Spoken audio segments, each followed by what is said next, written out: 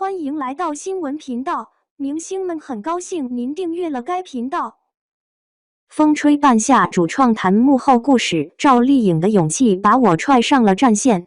遥远的90年代，冷门的钢铁题材，正在爱奇艺播出的《风吹半夏》，却出其不意击穿时间，代际壁垒，引发观众对闯时代的强烈共鸣。睁开眼好好看看吧，这是个新世界了。我这么年轻，我不想赚钱，想什么？多年以后，不仅是我们的堆场、码头，我要让这一片灯火通明。从收废品赚到第一桶金，到倒腾废旧钢铁，创办钢厂，许半夏举步维艰，不断在破产边缘挣扎，又一次次通过勇气化险为夷。这是一个关于创业者们敢想敢拼的故事，他们从始至终用奋斗支撑起野心。十足的烟火气和十足的锐气，正是这部作品的动人之处。该剧导演傅东育、毛威，总制片人戴莹日前接受了北京青年报记者采访，透露该剧从破题到最终呈现的幕后故事。让记者印象最深刻的一个细节是，导演傅东育说起，由于现实主义题材和改革开放好作品太多，标准太高，项目初期他有过忐忑。赵丽颖提出大家冷静48小时再做决定，我记得在第36个小时的时候，小赵给我打电话，他说只要你想拍，哪怕让自己拍不好，也不能让别人拍不好。傅东育觉得这句话非常许半夏，最后是小赵同学的勇气把我踹上了这个战线。破题，从不得往生到不枉此生。风吹半夏改编自阿奈2006年完成的小说《不得往生》，内容基于作者本人的从业背景和工作经历，通过许半夏的视角，把钢铁行业中国企、民营企业、私人企业各个群体的生存百态，以及如何去拥抱机遇、迎接变化，他们的那种痛苦挣扎、奋发向上，都讲述得特别透彻。在导演傅东育看来，风吹半夏的破题点在于，虽然故事写的是钢铁行业，但实际反映的是一个许多人共同经历的年代，即便处于不同的行业、环境、城市，每个人都面对着一个勇闯天下、敢想敢干的年代。我们牢牢抓住的就是这一点，那是一个成长的年代。主人公们在时代的洪流中奔涌向前，奋斗拼搏的精神是在任何时代都可以激励和打动人的。许半夏其实满身伤痕，可是你看不出，也是他不想让你看到。他唯一做的就是旁若无他，往自己的目标去努力。总制片人戴莹也深有同感，这种精神内核是不会随着时代变迁而磨灭的，它是真正能够引发当下观众共情的，所以就下定决心，一定要把它做出来，而且要做好。通过群像展现时代，而不是一个女性的发家史。敢想敢拼的许半夏，重情重义的童潇琪，老实忠诚的陈宇宙。剧集一开篇就立住了钢三角的鲜明人设和性格魅力，给观众留下了深刻的印象。而精明的赵磊、大家长武建设、佛系的冯玉、蔫坏的裘必正、无利不起早的郭启东组成的滨海老板组更是十分贴合人们记忆中90年代民营企业家的各色形象。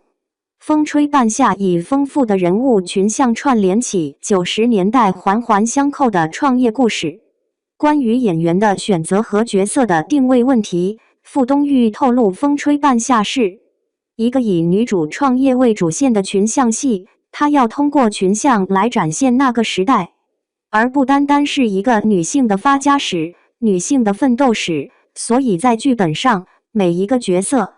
这个都要有鲜明的人物性格、人物特点和发展轨迹，人物的起落张扬，而不是标签性、脸谱化的概念性存在。在一个导演的眼里，每一个角色都像绘画当中的每一块颜色，才最终凑成了这幅画。每一个角色都会有你意想不到的变化。你们会觉得裘必正是奸商，有没想过裘碧正是一个有情有义的人？郭启东是个坏人吗？之后的命运会是什么？小陈出主意，童潇琪把那个贪图污染了，大家怎么看？是同情还是批判？我觉得要用这样相对复杂的状态来看待。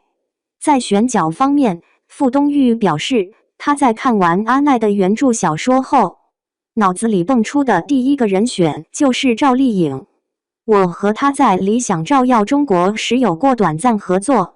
他身上那种比较有劲儿的性格，我觉得非常合适。在戴莹看来，赵丽颖身上的坚毅、倔强和执着，欧豪的讲义气，李光洁的情商高、内心丰富等都与剧中人物非常相像。剧中多位演员的选择，都是主创根据剧本和演员本身的特质贴合起来的。所有演员在一起的组合有1+1大于2的化学反应。在实际拍摄中，演员们也拿出了12分的认真。比如开播后引发广泛讨论的许半夏扇童潇其巴掌的戏份，赵丽颖的手真的拍肿了。这个戏我们完全是顺着拍，从她匆匆上来，一脚踹开门，过去就抽，几乎没有走戏。我把调度大概说了一下就开始拍了。傅东玉说，受限于空间小，机位不足，演员们不得不多来几遍，拍这样的戏很伤人，我也很心疼。演员一遍遍地重复这个撕心裂肺的情绪，还好最后效果出来，大家都能体谅这里的每一个巴掌。观众会对于这场戏有足够的记忆，很大程度上是对于演员情感真切表达的喜欢。过把瘾北京人在纽约也是年代感参考资料。风吹半夏获得成功的很大一部分原因，还在于年代质感的精细打磨和氛围感的扎实营造，全方位调动着观众的追剧体验和情绪共鸣。导演毛威说，现实主义题材剧的创作最难的部分就是对时代的把握。风吹半夏是发生在上个世纪90年代初一直到2002年这12年之间的一段故事，离我们说远不远，说近不近，因此剧组在诸如手机、汽车、自行车、手表、首饰、穿着打扮，甚至发型、皮鞋等服化道上面做了大量功课，花了大量精力去还原。剧中许半夏的桑塔纳以及赵磊乘坐的雷克萨斯轿车都是那个时代有钱人的标配，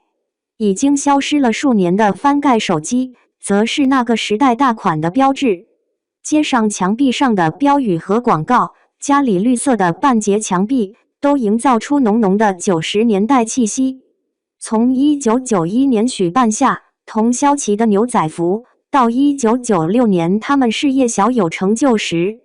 许半夏的红了紫大衣、套装裙、波浪卷发、烈焰红唇，童潇琪的银灰色廓形西装，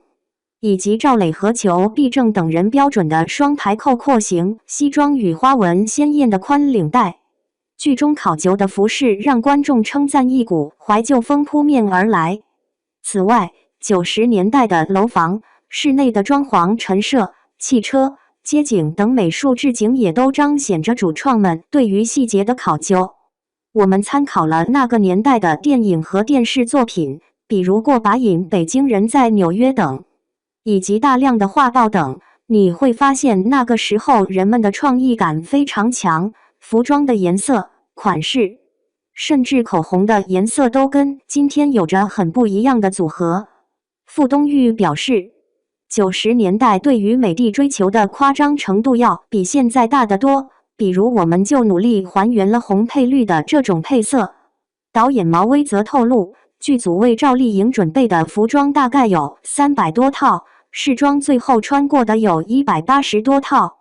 而实际在成片中呈现的是120套左右，每一件衣服都是特定历史时期的产物。比如这段戏拍的是1991年，我们就找1991年时期的衣服，有的衣服都是从收藏家那儿收过来的，下了很大的功夫。除此之外，毛威导演还介绍，在筹备阶段，剧组曾走访中国不同地域的钢铁厂，实地选景1000余个，实景改造300余个，这些准确的年代场景与细节还原，为剧集的现实主义质感夯实了基础。我们还梳理了中国钢铁行业的政策变化、产业结构变化，以及钢铁的产能、GDP、钢铁产业工人的数量、薪水、涉及的不同地区差异等。在真实的服化道和场景还原基础上，导演傅东育进一步对《风吹半夏》提出了更高的要求，要创造，要表达。实话实说，我觉得胆子大一点。整个戏的影像风格不是那么真实，不是说不写实，而是要有强烈的情绪色彩的表达。比如我们会用暖光从窗外打进来充当阳光，而房间里经常会用冷调的光来衬托演员的面部。这样做会让人觉得既是那个年代，又好像不是那个年代。这种似是而非的风格，既会产生某种意义上的怀旧感，又会有一种隐隐约约的新鲜感。风吹的不止半夏，而是一整个时代。在的年轻观众的天下的影视圈，现实题材剧如何破圈是共同的课题。风吹半夏所触及的时代浪潮与今天有不少距离感。许半夏的造型再生动，也是相册里的妈妈。在喜欢谈论躺平或是内卷的当下，它为何能最终带动年轻群体与那个蓬勃的年代产生共情？导演傅东育在工作中，导演傅东育说，《风吹半夏》显然是一个典型的批判现实主义作品。这里的批判不是贬义，是说我们回望那个年代的闯劲儿，那一代人敢为天下先，勇敢地说出欲望，并且脚踏实地地一步一步地走向梦想。这一点能够给今天的年轻人以激励和鼓舞。在许半夏这群人身上，虽然可能会有偏颇，可能会有那个时候的局限性，但是骨子里的精神力量对今天依然有着感召力。总制片人戴莹也表示，《风吹半夏》不是一个工业题材，是一个时代群像闯剧。风吹的不止半夏，是以半夏为代表的一个时代人的经历。片头是一只蝴蝶在钢铁厂、滩涂码头、半夏成长过的地方飞舞，非常轻盈，非常美丽。每一个小人物在大的时代之风中奋力生长，又和他人有情有义，很现实，也很温暖。